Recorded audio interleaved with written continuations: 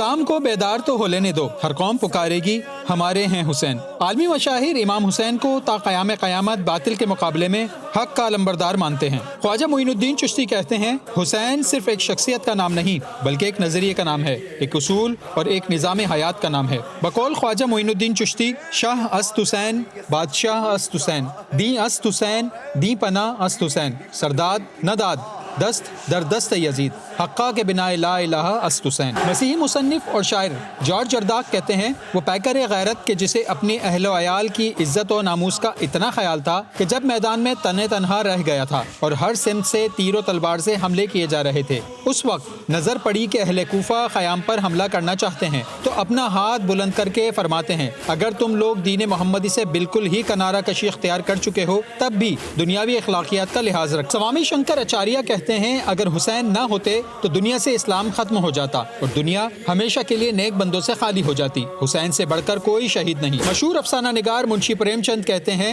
معرکہ کربلا دنیا کی تاریخ میں پہلی آواز ہے اور شاید آخری بھی ہو جو مظلوموں کی حمایت میں بلند ہوئی، اور اس کی صدائے بازگشت آج تک فضائے عالم میں گونج رہی ہے۔ نیلسن منڈیلا کہتے ہیں جب جیل میں یعنی نیلسن منڈیلا کی اسیری 20 برس سے زائد ہوئی تو ایک رات میں نے فیصلہ کر لیا تھا کہ کل صبح حکومت کی تمام شرائط مان کر دستخط کر کے تسلیم ہو جاؤں گا، لیکن اچانک اسی رات مجھے کربلا اور امام حسین کی یاد نے ہمت باندھی کہ جب امام حسین نے کربلا میں نامناسب حالات کے باوجود ظلم و یزیدیت کی بیعت نہیں کی تو میں نیلسن منڈیلا کیوں ظلم کے آگے تسلیم ہو جاؤں؟